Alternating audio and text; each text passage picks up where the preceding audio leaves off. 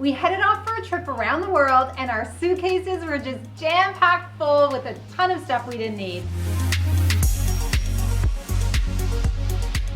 If you're planning for a big trip, you need to watch this video. We're going to share all the things that you absolutely shouldn't bring along. We've traveled to over 40 countries and made just about every mistake that you can make with your packing. We're starting with the absolute rookie packing mistake. So these are the things where we really should have known better. And then we're going to work our way through the list to the truly ridiculous items that we never should have brought along. In fact, we're coming to you today from my parents' garage where we store all of our stuff while we're traveling. And we're here because this is the day when we finally get rid of all those extra things that have been weighing us down. I always get so nervous when she's up there.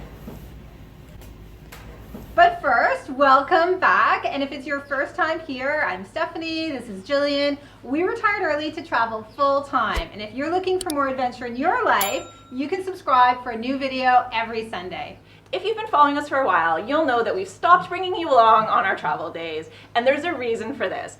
Our travel days are kind of awful. They're so stressful. And the reason that they're stressful is because we're dragging around a huge amount of luggage plus 2 dogs. So there are a couple of issues with our luggage. The first is that we have so much stuff that Gillian has to spend days packing and repacking to make sure that everything can fit. So some of that is a little bit OCD related, but mostly it's because it's just really difficult getting those suitcases closed. The second issue is that our suitcases are just too heavy for Stephanie to lift. And I consider myself to be pretty strong. You are strong, and so somehow we have to make our way downstairs, into cabs, through train stations, wherever, all with suitcases that only one of us can actually carry. Every time we need to move from one city to another, it's an absolute circus. Our situation finally came to a head when my suitcase could take it no longer and the wheel just came apart. I found myself dragging 50 pounds of dead weight to the train station at 7 in the morning. And that was it. I told Gillian, we need to travel later. When we get back to Canada, we're going to solve this for once and for all. So here we are today. So we're going through all our packing mistakes today and sharing what not to bring with you on your next big trip. Our first mistake was the size of our luggage. We started our journey with oversized suitcases. One was 29-inch and the other was a honking 32-incher. And that was large enough to fit Gillian. And the more room we had, the more we filled it with stuff that we didn't need. So the thing that has finally made a difference to our packing is much smaller luggage. That's what's forcing us to do all the downsizing of unnecessary things that we've been carrying around. Our second mistake was bringing along far too many beauty products, and this mistake was all me. So you see this bag, this is a dry bag, and you typically use it to keep stuff dry when you go on a canoe trip or you go camping. We have 3 of these, and they're all the same size, and when we headed out on our adventure, they were completely filled with toiletries and beauty products.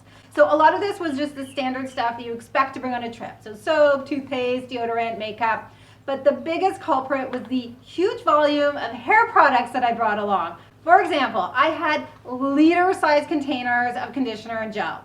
And I was carrying a year's supply of these products because I thought that I wouldn't be able to find any of my brands once we started traveling. So I basically sacrificed 20% of our luggage space to my hoarding.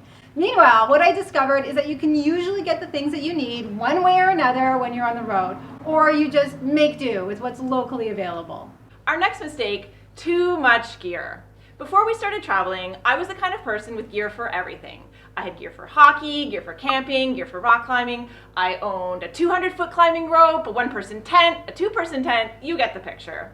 When it came time to pack for our trip, I knew I had to keep it to the bare minimum.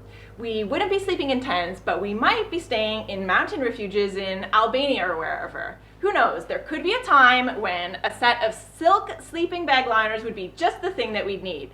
And if you have the liners, you definitely need to have these pillowcases as well. To this day, we have never done a hostel or a homestay, and even if we did, it's really not worth bringing these along. The lesson for me is to not bring gear that is so specialized that it might never get used. Instead, if you need something, you can always get it along the way. Our next mistake was bringing along a lot of Impractical clothing. So when we quit work to go traveling, we just took what we had on hand. It didn't make sense to buy a lot of new stuff when we had perfectly good clothing in our closet. And if we didn't bring it along, we would probably end up giving it away. But what we had on hand were a lot of dress clothes for work. So this is a perfect example. This is a sequin t-shirt that I used to wear all the time at work. I've been carrying it around in my luggage for over a year and I have never ever worn it. For some reason, this was just never the right thing to wear for long walks on the beach or a day of hiking. And I have a lot of this type of thing. I too brought along my share of clothing that wasn't quite right for life on the road. Probably the best example is my sweater collection. First, I couldn't resist bringing along my 2 cashmere sweaters because I love them so much and I just didn't want to let them go. But they're far too nice to wear every day, so I have these other 2 sweaters, which are the ones that I actually wear. Plus, this merino sweater for hiking, because of course I need my specialized gear, so somehow I'm hauling around 5 sweaters, which is kind of ridiculous for someone living out of a suitcase. It sure is. Which brings us to our 5th mistake, a lot of very unsuitable footwear. So again, we went right from the workplace to our life of travel and we just brought what we had on hand. So for me, this included a couple of pairs of really cute shoes I just couldn't let go. Like my sequin top, they were totally useless for 95% of my travel activities and have never been worn. And I also brought along these dress boots. Same situation as with the flats. And those were a nightmare to fit in our suitcases every time we moved. But you had your own bulky shoes, didn't you? Actually, I think I did a pretty good job on footwear. I brought along 2 pairs of shoes that are good for multiple purposes: walking, hiking, working out. But then I added in my dress loafers. So these were carefully selected from my collection of dress shoes. There was just no way I was gonna let them go. After all, they went really well with the absolute most ridiculous item that I brought: a linen blazer. And that was another mistake, just in case clothing. I think I need to explain why I thought it was a good idea to bring this item on a trip around the world. I thought to myself, what if we get invited to a wedding along the way or go to a conference? I wanted to be ready just in case. And I even brought along a pocket square to complete the look.